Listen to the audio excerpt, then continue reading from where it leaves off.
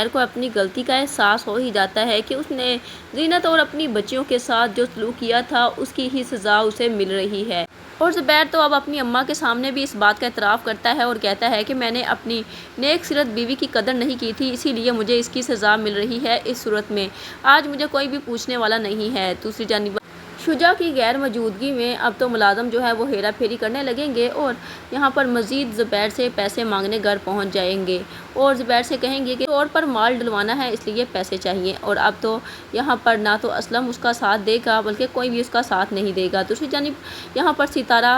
کا جب سے جہانگیر کو اس بات کا پتہ چلا ہوتا ہے کہ اس نے زبیر کی جان لی ہے تو اب وہ یہاں پر ستارہ کو کافی زیادہ باتیں سنائے گا اور اسے کہے گا کہ تمہارا دل ایک دفعہ بھی نہیں کانپا، کسی کی جان تم نے لے لی۔ تو ستارہ کہے گی کہ جہانگیر میں نے تو یہ سب کچھ تمہاری محبت میں ہی کیا ہے، لیکن جہانگیر کا بھروسہ تو اب ٹوٹ چکا ہوتا ہے اور وہ ستارہ سے ہرگز بھی شادی نہیں کرے گا، کیونکہ اسے یہ پتہ ہوتا ہے کہ اگر ستارہ زبیر کی جان لے سکتی ہے تو اس کی جان لینے میں بھی ایک سیکنڈ بھی نہیں لگائے گی۔ اس لیے جہانگیر تو اب ستارہ کے ساتھ بالکل بھی شادی کرنے والا نہیں ہے۔ اب یہاں پر جب وہ لوگ اپنا بیگ دیکھیں گے تو اس میں تو رقم جو ہے وہ غائب ہی ہوگی، تو ان دونوں میں اس بات پر بھی لڑائی جھگڑا ہوگا۔ ستارہ کو لگے گا کہ زبیر نے کہیں نہ کہیں یہ رقم جو ہے وہ لگا دی ہے اور جان بوجھ کر اب اس کے سامنے یہ ناٹک کر رہا ہے کہ تو اسے تو پتہ ہی نہیں اس رقم کے بارے میں۔ اب یہاں پر زینت تو بہت زیادہ خوش ہوتی ہے کیونکہ اسے تو